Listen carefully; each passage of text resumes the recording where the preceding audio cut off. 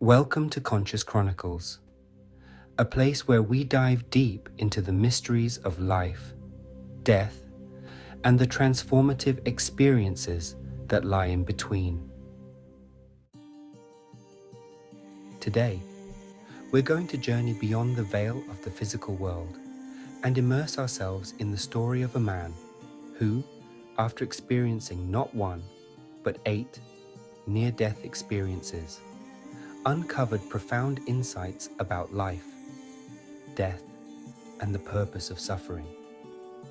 I want to remind you to hit the thumbs up button, subscribe, and click the notification bell if you're enjoying this content. It's free and helps the channel grow, allowing us to share more of these incredible stories. Now, imagine experiencing the feeling of your heart giving out time and time again, only to return to the body with knowledge that would transform the way you see your existence. What would you do? How would you handle the revelations? Let's find out. It all began with what seemed like ordinary chest pains.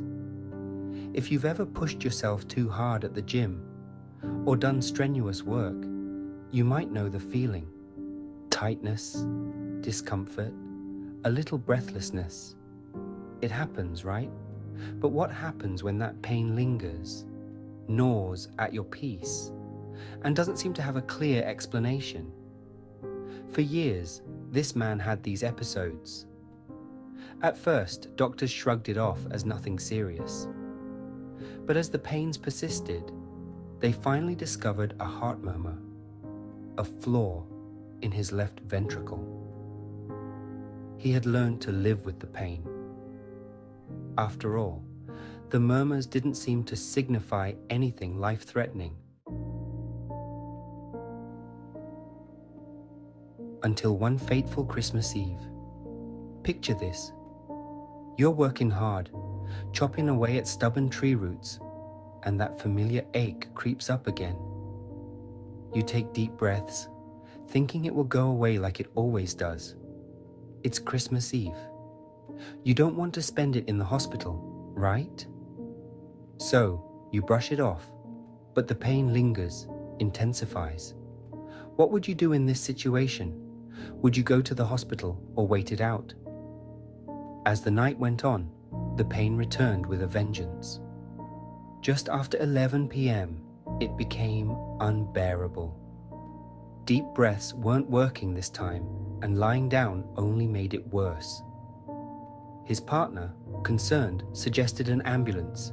He hesitated, but finally agreed to be driven to the emergency ward. By the time they arrived, he knew something was terribly wrong. Imagine feeling as though your body is about to give out, yet still hoping that perhaps it's nothing more than muscle strain.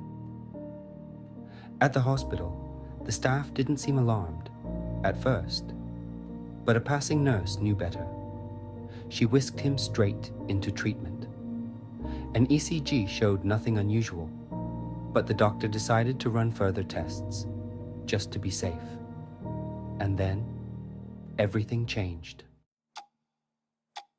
He was being wheeled for an X-ray when suddenly, everything faded. The room, the hospital, his body, everything was gone. In its place was a radiant golden light, more brilliant than anything he had ever seen. There was no pain, no fear, just an overwhelming sense of peace and ecstasy. He couldn't even comprehend where he was or how long he had been there. Time simply ceased to exist. Can you imagine what that must feel like? To be completely free of the physical world, floating in pure bliss, with no sense of time or self? What would go through your mind if you found yourself in such a place? Then abruptly, it all stopped. Voices began to invade this serene space, dragging him back. What is your name? How old are you? Do you know where you are? He felt annoyed. Why were they bothering him with such trivial questions when he had just experienced something so extraordinary? He wanted to return to that golden light, that perfect peace. But the doctors had other plans. He learned later that he had gone into full cardiac arrest. His heart had stopped, and he had technically died. But thanks to the quick work of the emergency team, they had managed to bring him back. Yet, for him, something had fundamentally changed. That experience, the golden light, the bliss, the feeling of being outside of time, had left an indelible mark on his soul. During the following days, as he recovered in the hospital, he found himself transformed in subtle but profound ways. The usual fears and anxieties that plagued him seemed to fade. His sense of self-importance and the need for recognition were no longer as strong. He felt an immense compassion for the nurses caring for him. Something unusual for him, given his typically introverted and antisocial nature. There was a certain lightness to him, a sense that the existential worries that once dominated his life didn't hold as much weight anymore. But as the days passed, those feelings began to diminish. The pressures of the world crept back in, and he found himself once again worrying about things that, just days before, seemed insignificant. Still, one thing remained different. He no longer feared death, not in the way he once had. In fact, he almost welcomed the idea. Dying, in his eyes, was not something to dread. It was a return to that golden, peaceful place. A place without suffering, without ego, without the constant struggle to survive and prove oneself. Can you imagine reaching that point, where death is no longer feared but seen as a release, a homecoming of sorts? How do you think such an experience would change your day-to-day life?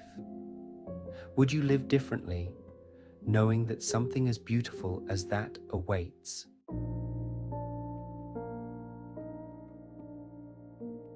As time passed, he reflected more on his experiences. His near-death encounters had left him with questions that lingered. What really happens when we die? Is the brain simply a medium for our awareness? Are we more than just the physical bodies we inhabit?